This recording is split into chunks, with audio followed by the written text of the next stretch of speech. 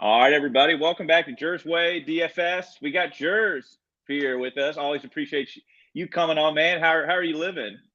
Pretty good. Happy to be back on your show. It's been doing pretty well. People have gotten some good feedback and vibes from your Wednesday night DFS show. I think it's the best time to do a DFS show. So, yeah, I'm excited to be here, ready to talk some golf and DFS. Excited for the event this week. Really Yeah, excited. me too. I got a great event, and everybody knows that. Everybody's been talking about it. Well, you were just mentioning before we went live, you are kind of trying to focus more or put more energy maybe in the DFS. Not this week, but I guess this season. So how's that going? And maybe what are you focusing on as we get into this week, DFS wise? Yeah, so I've been a noted non-DFS player for my golf betting career, but recently, you like with the help of you, obviously Brian, Andy, I've been getting into it a lot more, and I've been really enjoying it. I've just been doing the Mayo three lineup contest, and I've cashed every single time I've done it, whether it just be Nice. like the amount I've got, like, so it's $45 to enter, whether it's like getting $40 back, something around there, or I hit big at the Pebble Beach. I finished in like eighth in Pebble Beach, so I got like a decent return there. Nice. So, but besides that, I haven't been doing much besides that, and it's been well. Brian, what's up? BK. And BK's having a big week this week in on DraftKings. I thought he had like $600 on entries, and I love it. And we're in a He lot of the is same so contests. So I'm gonna look forward to seeing him on the leaderboard. That'll be fun. It's always super fun when you're checking your lineups on like a Thursday or Friday, and then you see familiar names that you're right next to. It's like that. Well, cool. Well, good deal, man. Well, let's dive into this week. What are you looking at for the Genesis at Riviera? Where are you starting your lineups? And is there anything you're kind of considering, any variables before we kind of look at the board that you're considering? Yeah, I mean, it feels like a major. Like, it really Yeah. does. It's like, besides, like, I guess some of the coverage, but the field, it feels like a major. So, I'm starting my lineups. I have one with John Rahm, and then the other two are X. But I just Hmm. feels like it's studs this week. You know how it's gonna go. Around the green focus, low scores. We're gonna get some carnage this week, finally. So I'm going with a lot of studs at the top, obviously. Yeah, I think the cream is going to rise to the crop, as they say in this tournament. This tournament's interesting where, yeah, length is very important, and that's been discussed, but a lot of different types of golfers have found success here. And what I'm really leaning on is not just a combination of skill sets, like usually week to week, we might build a model, and so this guy ranks first, we do that.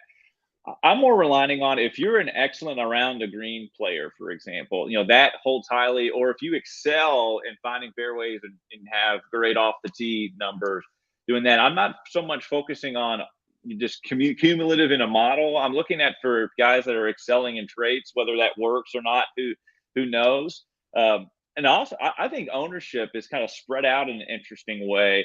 And I'll kind of dive into that, or we'll pull the fan shares ownership projections up right Yeah, I'm now. excited to look at that.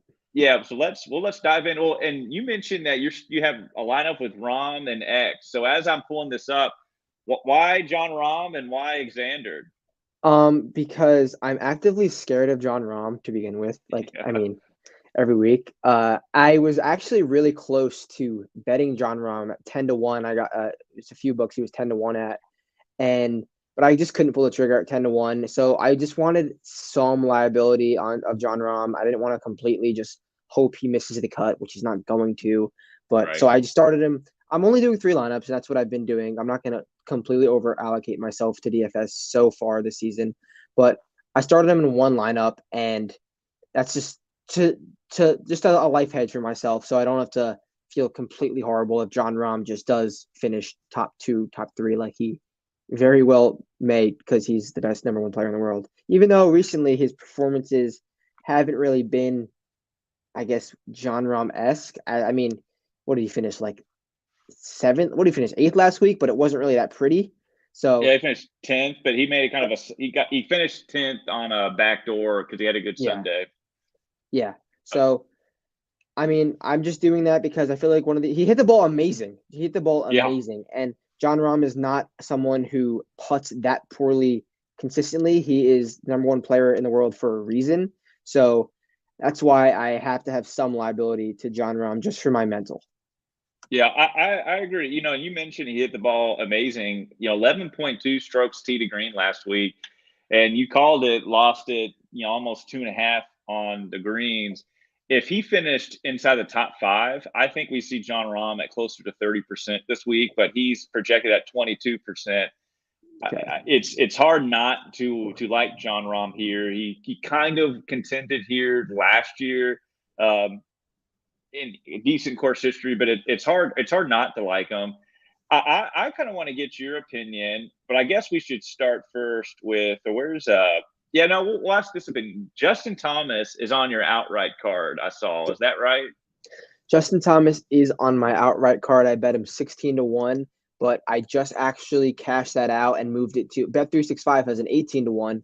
I just bet the 18-1, so it got me a little bit more allocation. I got to add 160-1 guy on, which I'll talk about later. But yeah, I mean, Justin Thomas, you know what you're going to get. You're going to hit the hell out of the ball, and you're going to miss some putts. But that's baked into the number. That's part of Justin Thomas. That's the risk you have to take. And I know you bet him too, so you can go on to explain more what you like about Justin Thomas. Then I'll give some more stats after you.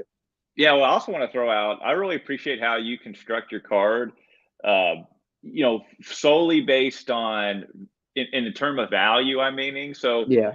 There's so many people, and not trying to tell anybody what to do with their money, but let's just say I saw pretend a card that had 15 guys as an outright, and 6 of them maybe were below 20-1. And so then if you just think of, gosh, I'm going to have to hit an outright every 4 tournaments just to sustain myself if an average, a guy plays out, and that's not sustainable. So I really like how you construct your card, but Justin Thomas, for me, is locked in every single lineup that I have right now on DraftKings. Yeah, I'm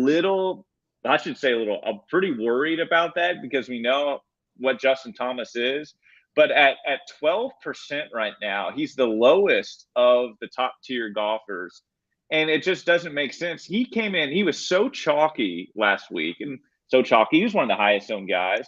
But I know he finished 8th, and everybody wanted him to, win or do better. There's a lot of outrights on him. But gosh, he was 7.1 on approach, 12.7 tee to green.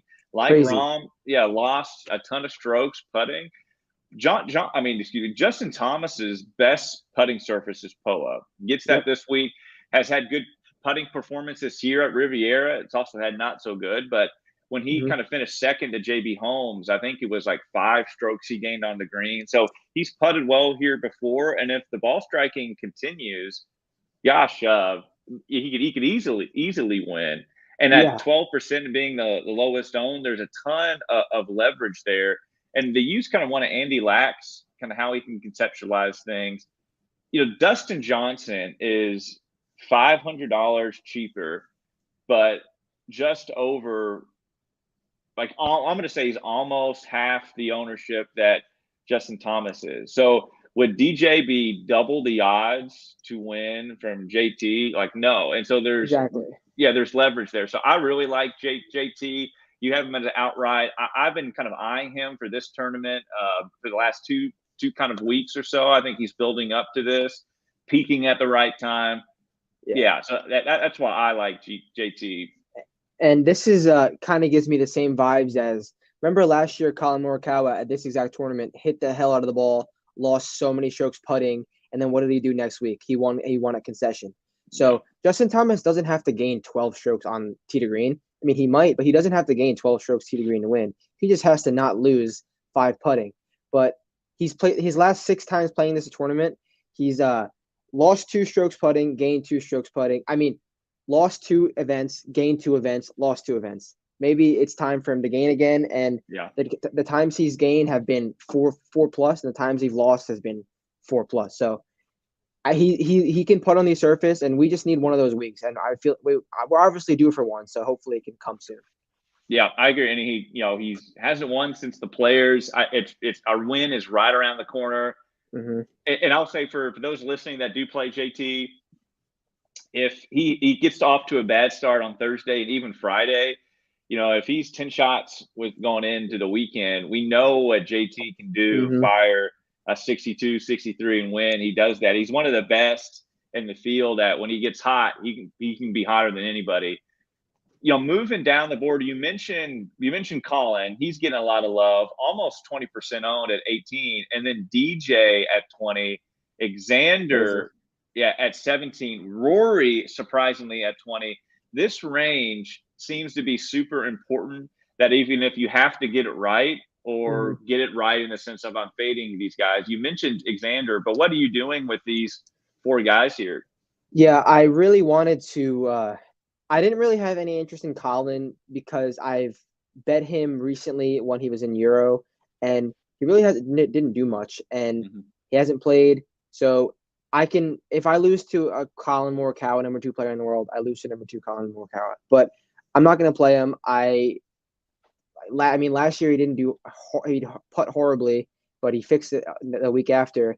So I'm completely fading Colin. I have no Colin liability at all. DJ, he makes a lot of sense. He has some of the best course history here, but again, no Dustin liability at all. I didn't consider betting him at all. Rory, on the other hand, I really, really wanted to bet him. It was deciding between Rory and Xander. I went with X, but if I'm scared of Rory, because he's someone I really considered, and I really think he will do well this week. Yeah. I feel like he's got like, obviously you've seen those pictures of Rory ripping his shirt off after nearly winning in Europe. So I feel like he is just, obviously he's a great player, but I feel like he has that mental thing right now that he really wants to win and really perform well. So I am a little scared of Rory. Are you playing him at all? Yeah, I'm worried about him too. I'm not playing him. I'm not playing anybody in this range.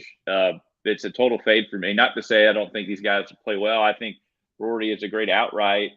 If DJ was 12% or 15% and under, I would play him. But gosh, it's hard for me to buy into a DJ who really hasn't played well in the last few months. To get him at 20%. He did play well at the Farmers, even though he finished 25th. He did gain 3.8 on approach, 3.3 off the tee, and 8.3 for tee to green, which is pretty solid. But I just 20%. I don't think he's worth 20%. It's too expensive salary wise for me. I agree. Colin, I'm really worried about his scrambling around the green here. I mean, that kind of throws me off, and it's easy to use that to justify not playing him at 18%. I'm kind of hoping Colin doesn't play well here because I want to get a good ownership number for him at the Players. I think Colin, he's going to be a Players champion. Players highlights ball striking, and gosh, Colin will do it. Maybe Vic too. But Rory, 20%, that's too expensive for Rory for me either. And it helps just confine my player pool when I do that. But if we move down to the lower 9K range, and gosh, we got a lot of golfers here. Hovland, Decky, Scotty, Cam Smith, BK, and Brooks Koepka. What are you doing here? And do you have any guys in this range in your pool? I mean, I already know you like Adam Scott. Yeah. I already know you like Adam Scott. I don't really have too many guys in this range. Let me see. I got Sam Burns, Jordan Spieth. I bet them both outright, but no one on that upper edge that you first talked about. But if I had to pick one, I'd probably go to Decky just because you can't. He's just playing objectively amazing golf right now. And what's his ownership looking like? Yeah, let's go back up to Decky. So 16. So I mean, not overly high for the type of golfer that he is. Maybe in this lower 9K, upper 8K, he is definitely the most owned outside of Willie Z. But I mean, 16% on Decky isn't bad. No, but the thing is with me, I mean, this isn't like the best strategy ever in the world. This is more of like an outright strategy. I mean, I love Decky.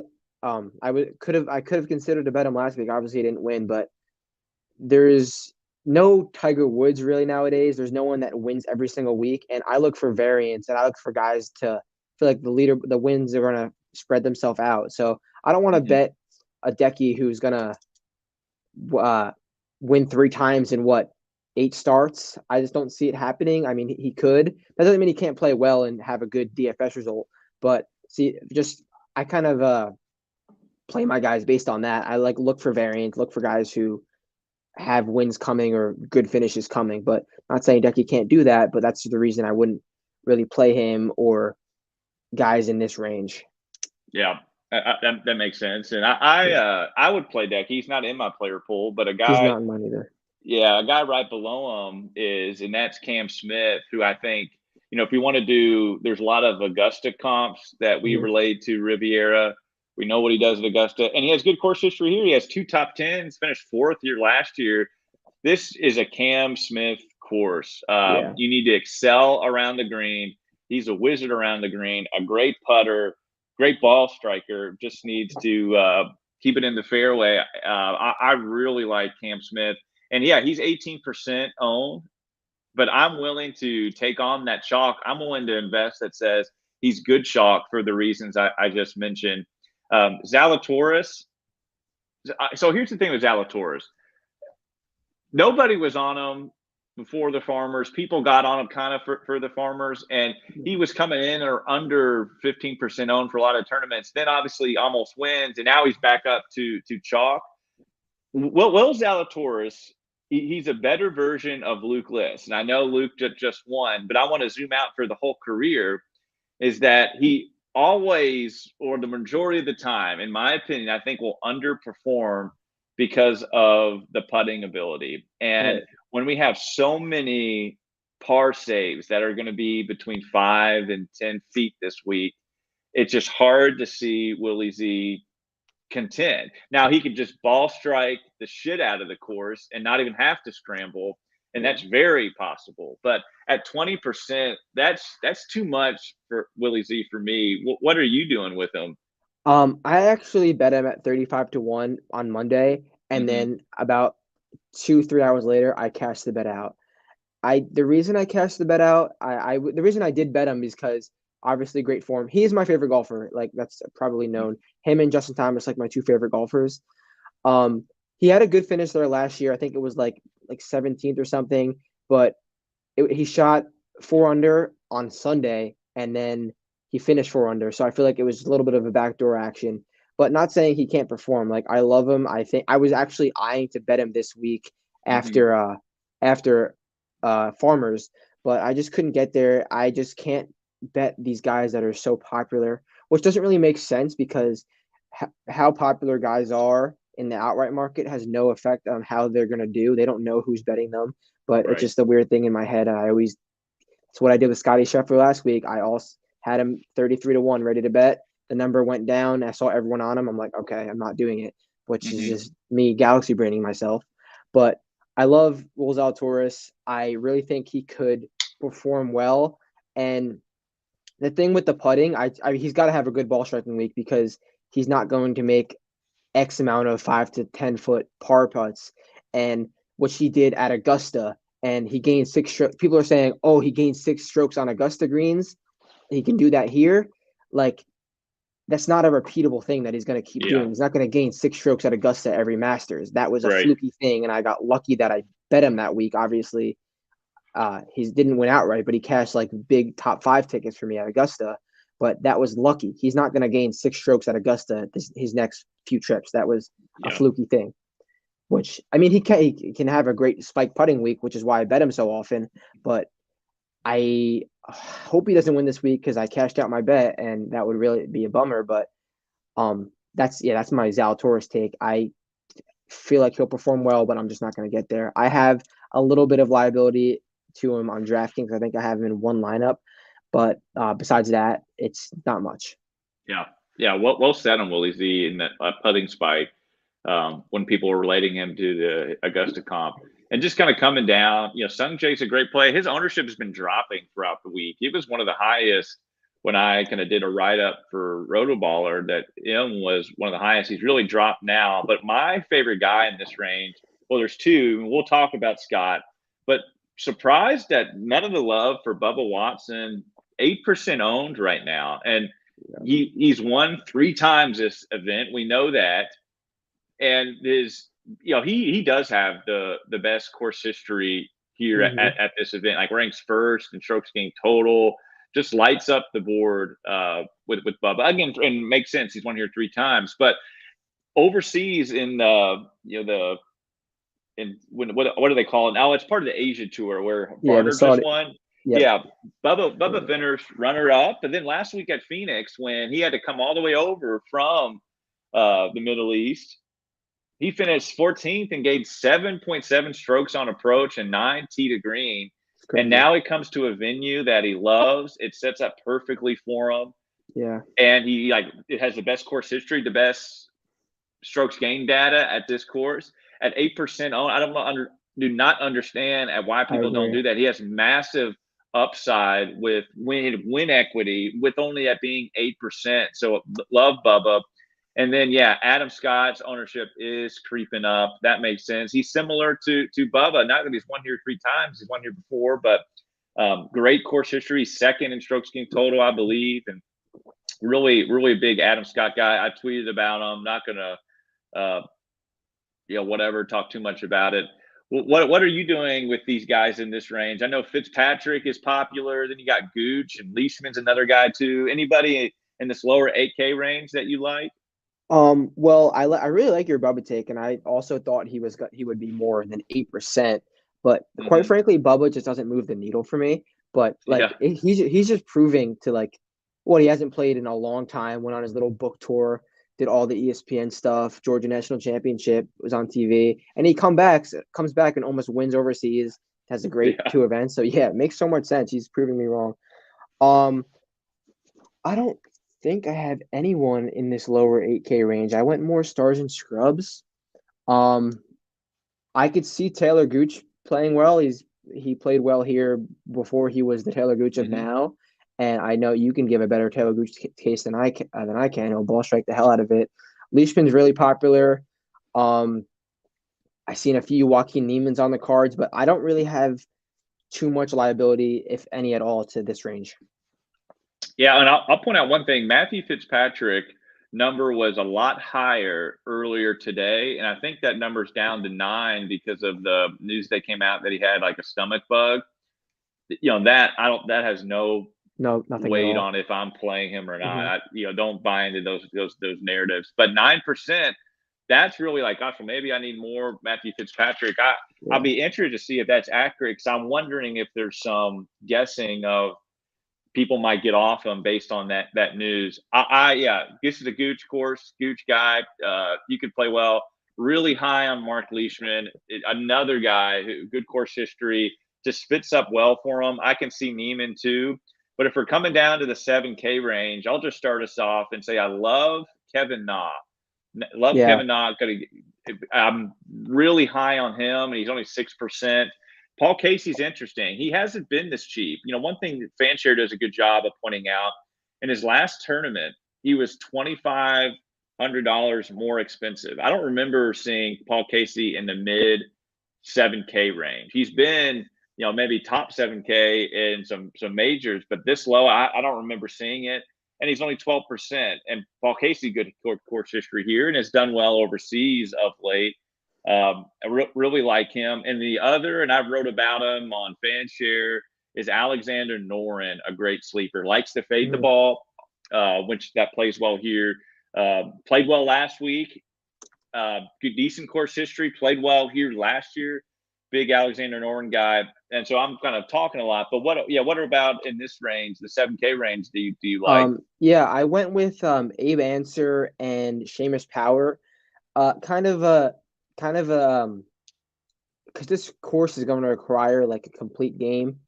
I went with Abe Ancer. His starts here, he hasn't really done well.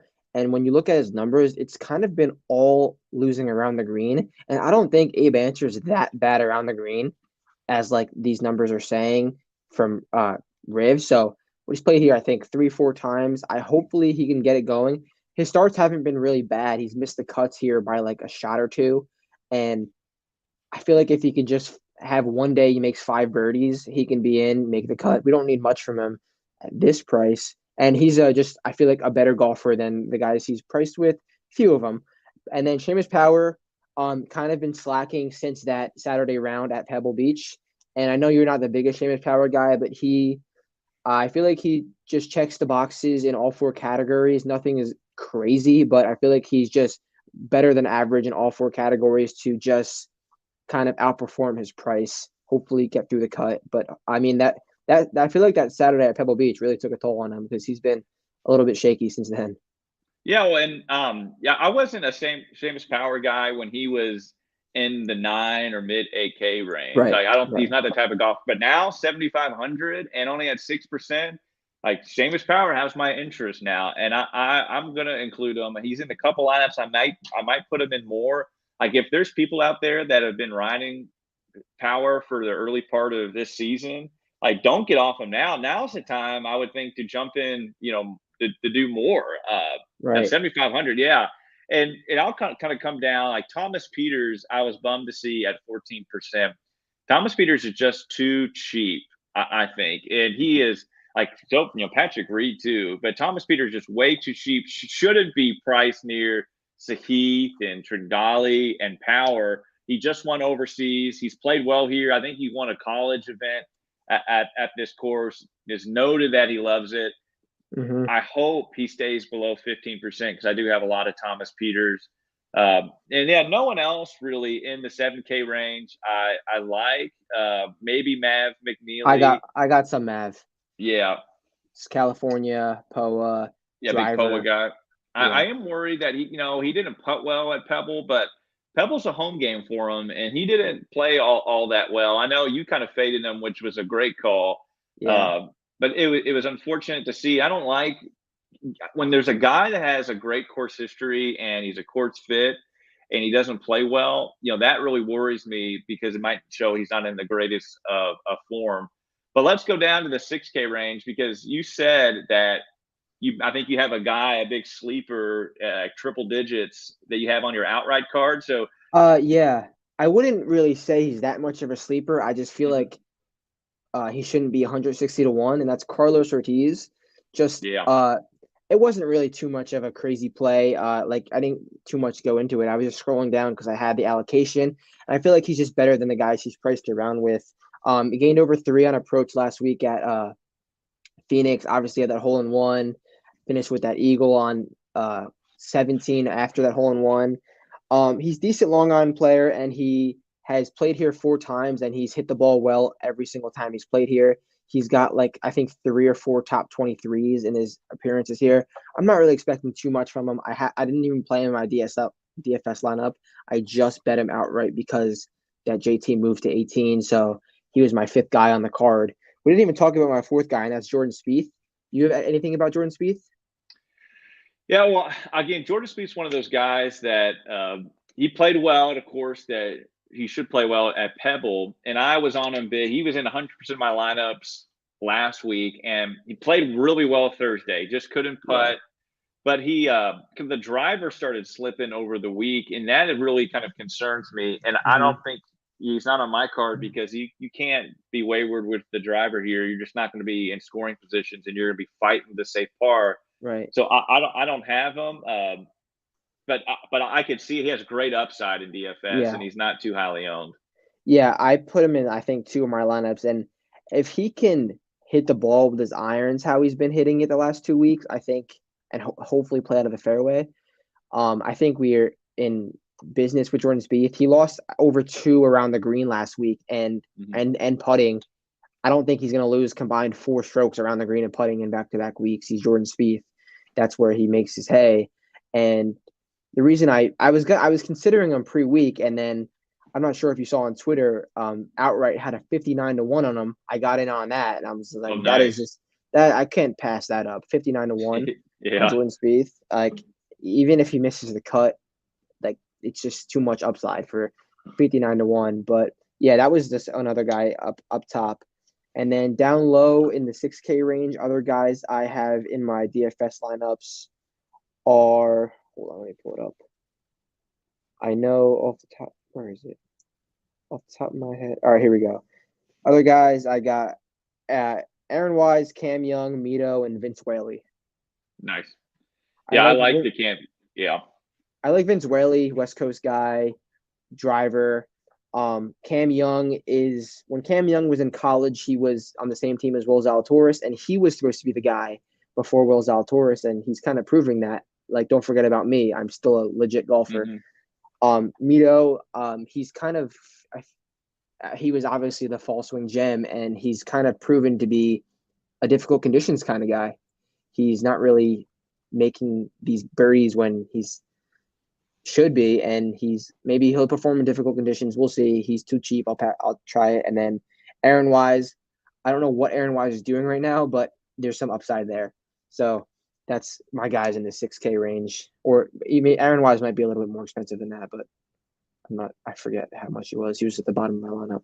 Yeah, he's actually 6,700, which 67, yeah, very, very doable. I think he has great upside. Doesn't have the greatest course history here, but right. Yeah, Aaron Wise is on a huge improvement than the type of Aaron Wise golfer that was 28 in 2018, for example. I think he was hurt, back then. So I really like Matt Jones at 6,900. So more expensive than Wise. Finished 8th here last year, but a guy that can really save par well, is a great around the green, a great scrambler, can get streaky on approach. We saw him set the 36-hole record at Kapalua. Amazing weekend for Matt Jones. Really like him. Like almost all the Aussies here, but because I think I saw somewhere that around the greens, it's a lot of Kikuyu. They might see a lot of that in Australia, but Matt Jones anywhere excels around the green. And at 6,900, I think he could hang around for the weekend. Maybe not top 10, even though he did last year. I don't think we could see that again, but a top 40, a golfer at 6,900 isn't going to kill you, especially maybe some single entry contest. Right. Ricky Fowler's interesting. T20 here last year. Played actually kind of well last week at the Phoenix, but gosh, could not putt at all. It was so frustrating. Lost 2.3 strokes putting last week, but gained stroke on approach and gained strokes tee to green. Maybe something to kind of consider there. And the last guy, I got to find him now. Is Windham Clark. Yeah, another guy similar to Matt Jones, but better, but decent. Actually, better than decent. Good course history here. A guy that can drive it far, is good around the greens. Really kills it off the tee and with the short game. And that's Windham Clark. And that's kind of what we need here, is a guy that can play well off the tee and has an excellent short game. 6,500 is too cheap for Windham Clark. Big on him as well. Yeah, Windham Clark, Vince Whaley, and Aaron Wise, all West Coast guys, I believe. So I definitely can see that. What Windham Clark 6,500? Yeah, I really like that. Yeah. And he's in some decent form right now. What's Ricky Fowler's ownership looking like is this the cheapest he's ever been? Do you know that? I feel like it's got to be one of them. Yeah, I think it's got to be 6,600. That's like a dark place for Fowler, but yeah. he's under 2% owned right now. I thought he would want to be more than. I thought he'd be one of the more highly just because his name alone, like people in contests, Ricky Fowler. Wow, that's what kind of got me off of it, because I didn't really look at any ownership numbers. But obviously there's upside with Ricky Fowler if you could just figure it out. You can't be playing out of cactuses hitting left-handed shots like you were last week, but I don't know. I'm just not going to get there with Ricky. Yeah, I get it. And I'll just say one final thing about this range. We never see a guy in the 6K range carry a lot of ownership. So Mito at 6% is highly owned for the 6K range.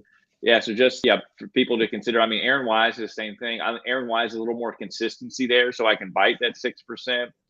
But one way when we're like building lineups, we try to imagine of what's everybody, how they're starting their lineups, and everybody starts for the most part top to bottom. And so if someone has like $6,600 or $6,500 left, they're more likely going to land on Mito, according to what Fanshare says. And so that might lead to more duped lineups, actually. So even though that he's only 6% owned, he can be in maybe a lot of duped lineups because of how the majority of people kind of make their lineups if they're doing it by hand. So just kind of something to consider.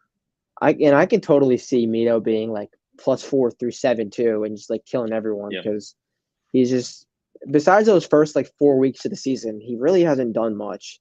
But Next Yeah. week Well, might. he came in with a lot of hype because of what he did Yeah. on the Corn Ferry Tour. But it's Right. so hard, and a lot of hype. People were calling him, to win majors right away and all Right. this. And it's such a golf is so funny. We see golfers get streaky and play really well, and then they kind of come back to earth. And because there's such limited data on Mito, his when he won 3 times on the Corn Ferry Tour, I believe, could that be an outlier to the talent he actually is? I mean, Could be. maybe. Yeah. I don't know, but it's just something to consider because maybe his poor play now is just an outlier. He'll come back to that. It's tough to say, but man, he sure gathered a lot of ownership just because of the hype. Yeah, it could be another 2 years before he ever wins again. We saw Right. Carlos Ortiz won 3 times on the Corn Ferry Tour. Took him 2 to 3 years to win on the PGA Tour, I believe. So Mm-hmm. it happens. So we'll see with Mito. I mean, after seeing him like being one of the bigger 6K guys, I might go off of him, but I'll make that final decision probably tonight or the morning. But Sure. solid show. Got some good ownership talk. Got some good DFS thoughts. Yeah, man, I'm excited. It's a great event. It's like you said, I get kind of major-esque. It kind of feels like so excited for it. You have any final thoughts before we sign off here? No, I appreciate you asking me to come on. It's going to be a fun week. I can't wait to wake up tomorrow, turn on some ESPN Plus main feed, which is the best coverage we get. Yeah. So yeah, I'm excited to get into it. One more sleep, and then it feels like Christmas. Feels like Christmas mornings tomorrow. Like It does, and you're real exactly event. right. It's the best coverage. I hate when you're watching the main feed on ESPN Plus, and then Golf Channel takes over, and they just talk for 10 minutes Yes. before they actually show golf. It is so frustrating. Yes. So it's a great call. But Jers, I appreciate you. I appreciate you giving us the outlet to do this, and I appreciate your hustle and kind of what you're doing with JerzWay. There's a lot of exciting Always. things you're doing. So good luck, everybody, and we'll see you next week.